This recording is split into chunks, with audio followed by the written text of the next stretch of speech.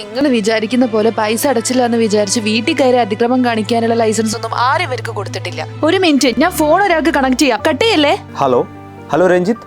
Hello. എടോ, താൻ എന്ത് പരിപാടിയാടോ കാണിക്കണേ? ഈ പൈസ ഇല്ല എന്നുള്ളത് ഇത്ര വലിയ ബാധകമായിട്ട് കാണണ്ട. ഇപ്പൊ ഇവര് കാണിച്ചതൊക്കെ പക്ക ഗുണ്ടായിസാണ്. ഈ അടുത്തൊരു ഫേമസ് ബാങ്കിന് 1 കോടി രൂപ ഫൈൻ കൊടുത്ത കാര്യം അറിഞ്ഞിരുന്നോ? ഇല്ല. ഇതാണ് എടോ, താൻ ഈ ആത്മഹത്യാ ഭീഷണിയൊക്കെ വഴി വെറുതെ വീട്ടുകാരെ ടെൻഷൻ അടുപ്പിക്കല്ലേ. എടോ, രാവിലെ 7 മണി മുതൽ വൈകുന്നേരം 7 മണി വരെയാണ് ഈ റിക്കവറി ഏജന്റുമാർക്ക് കസ്റ്റമേഴ്സിനെ അപ്രോച്ച് ചെയ്യാനുള്ള ടൈം. അതും ബാങ്കോ അല്ലെങ്കിൽ NBFC നൽകിയിട്ടുള്ള എന്തെങ്കിലും ഒരു ID കാർഡ് അവരുടെ കയ്യിൽ നിർബന്ധമായിട്ട് വേണം. ഇതുപോലെ ഭീഷണി കോൾ ചെയ്യുക, നിങ്ങളുടെ സ്വകാര്യതയിലേക്ക് ഇടിച്ചു കയറുക, ഇതൊക്കെ ഇല്ലീഗലാണ്. 506 പ്രകാരം നിങ്ങൾക്ക് ലോക്കൽ പോലീസിൽ ത്രെട്ടനിങ്ങിന് കംപ്ലയിൻറ്റ് ചെയ്യാം.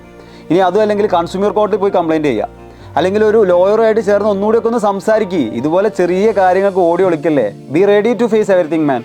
ആത്മഹത്യയുടെ ഭാരത്തിൽ നിന്ന് സമൂഹത്തെ മോചിപ്പിക്കേണ്ടത് നമ്മുടെ കൂട്ടായ ഉത്തരവാദിത്തമാണ്. ഉപയോക്താവിനെ മാനസികമായോ ശാരീരികമായോ പീഡിപ്പിക്കാൻ ബാങ്കുകൾക്ക് അവകാശമില്ല.